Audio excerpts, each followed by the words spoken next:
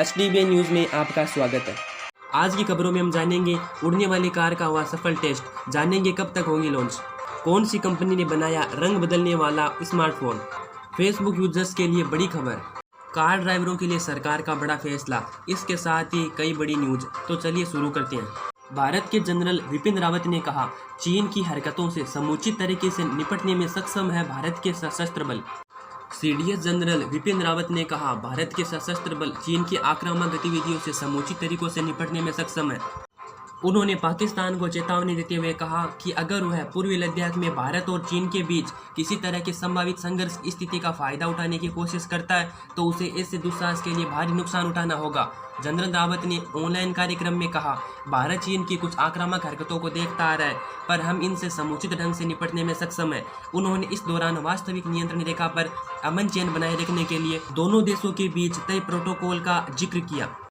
चीनी चालबाजी पर भारत का रूसी जवाब, AK-203 राइफल बनाने के लिए बड़े समझौते को दिया गया अंतिम रूप। रक्षा मंत्री राजनाथ सिंह की यात्रा के दौरान भारत और रूस ने अत्याधुनिक AK-203 राइफल भारत में बनाने के लिए एक बड़े समझौते को अंतिम रूप दे दिया। आधिकारिक रूसी मीडिया ने बृहस्पतिवार को यह जानकारी दी। AK-203 राइफल AK-47 राइफल का नवीनतम और सर्वाधिक उन्नत प्रारूप है। राहुल का केंद्र सरकार पर वार, कहा रोजगार से जुड़ी युवाओं की समस्याओं का समाधान करे मोदी सरकार। कांग्रेस के पूर्व अध्यक्ष राहुल गांधी ने बेरोजगारी की स्थिति और कर्मचारी चयन आयोग SSC तथा कुछ अन्य परीक्षाओं के परिणाम में कथित विलंब को लेकर शुक्रवार को सरकार पर निशाना साधा और कहा कि सरकार को युवाओं के रोजगार से जुड़ी इन समस्याओं का समाधान करना चाहिए। उन्होंने ट्वीट किया, मोदी सरकार रोजगार, बहाली, परीक्षा के परिणाम दो, देश की युवाओं की समस्याओं का समाधान दो। इसी मुद्दे को लेकर कांग्रेस महासचिव प्रियंका गांधी वाड्रा ने भी सरकार पर निशाना साधा। उन्होंने ट्वीट कर कहा, 2017 SSC CGL की भर्तियों में अभी तक नियुक्ति नहीं हुई। 2018 SSC CGL परीक्षा का परिणाम तक नहीं आया। 2019 CGL की परीक्षाएं नहीं हुई। 2020 CGL की भर्तियां नहीं निकली। प्रियंका ने दावा किया, भर्ती निकले तो परीक्षा नहीं, परीक्षा हो तो परिणाम नहीं, परिणाम आए तो नियुक्ति नहीं। निजी क्षेत्र में छंटनी और सरकारी में भर्तियों पर ताला लगने से युवाओं का भविष्य बर्बाद हो रहा है, लेकिन सरकार सच पर पर्दा डालने के लिए विज्ञापनों और भाषणों में झूठ परोस रही है। PUBG समेत 118 ऐप्स बैन होने पर बौखलाया चीन, भारत से अपनी गलती सुधारने को कहा।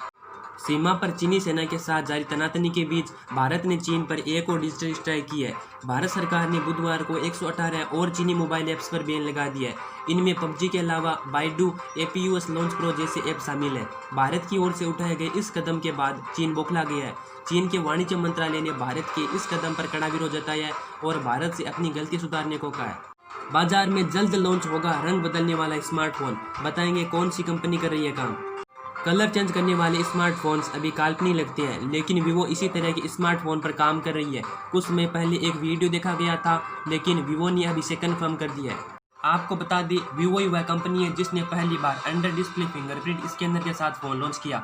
अब लगभग हर प्रीमियम स्मार्टफोन में अंडर डिस्प्ले फिंगरप्रिंट स्कैनर दिया जा रहा है। कलर चेंज करने के लिए स्मार्टफोन में एक खास बटन भी दिया जाएगा। इसे प्रेस करने पर स्मार्टफोन के बैक का कलर बदल जाएगा। कंपनी द्वारा पोस्ट की गई इस वीडियो में फ़ोन के रियर पैनल का रंग बदलते हुए देखा जा सकता है। फिलहाल ये क्लियर नहीं है कि ये स्मार्टफोन लॉन्च कब होगा, लेकिन रिपोर्ट्स के मुताबिक इसकी टेस्टिंग की जा रही है। अब आएगी उड़ने वाली कार। जापान की कंपनी ने पूरा किया उड़ने वाली कार का सफल टेस्ट, बताएंगे कब होगी लॉन्च। आज तक हमने उड़ने वाली कार को केवल फिल्मों में देखा है, लेकिन जापान की कंपनी ने दावा किया है कि वो उड़ने वाली कार तैयार करने के बहुत ही पास है, जो आसमान में उड़ान भरेगी। कंपनी के CEO ने एक बयान में बताया, हम एक ऐसे समाज का एहसास करना चाहते हैं जहां उड़ने वाली कारें आकाश में परिवहन का सुलभ एवं सुविधाजनक साधन हो। स्काई ड्राइव के मुताबिक टेस्ट 1 अपनी क्षमता में सुधार कर आगे बढ़ रहा है एवं साल 2023 की शुरुआत में ये एक प्रोडक्शन वर्जन के रूप में बाजार में आ सकता है। इस गाड़ी की कीमत $3 लाख यानी करीब 2 करोड़ के आसपास हो सकती है। हालांकि बाद में इसकी कीमत पर सोच विचार किया जा सकता है। सरकार ने कार इंश्योरेंस से जुड़े नियमों में किया बड़ा बदलाव, जानेंगे क्या है जरूरी। केंद्र सरकार डिजिटल लेन देन को बढ़ावा देने पर फोकस कर रही है। इस कड़ी में अब सड़क परिवहन और राजमार्ग मंत्रालय ने 4 पहिया वाहन के लिए जनवरी 2021 से फास्टैग लगाना अनिवार्य कर दिया है। इतना ही नहीं, अब गाड़ी का इंश्योरेंस कराने के लिए भी फास्टैग जरूरी होगा। इसके बगैर कार, ट्रक, बस का बीमा नहीं हो सकेगा। यह नियम 1 अप्रैल 2021 से लागू होगा। नए नियम के मुताबिक अब कार का थर्ड पार्टी इंश्योरेंस बिना फास्टैग के नहीं होगा। इसके अलावा 1 दिसंबर 2017 से पहले के वाहनों पर फास्टैग होना अनिवार्य होगा। इससे पहले केंद्रीय सड़क परिवहन मंत्रालय ने फास्टैग से जुड़े कई नियमों में बदलाव किया था, जिसके तहत 24 घंटे के अंदर किसी भी स्थान से वापस लौटने पर टोल टैक्स में छूट सिर्फ उन्हीं गाड़ियों को मिलेगी जिनमें फास्टैग लगा है, यानी कि अब कैश भुगतान पर आपको यह छूट नहीं मिलेगी।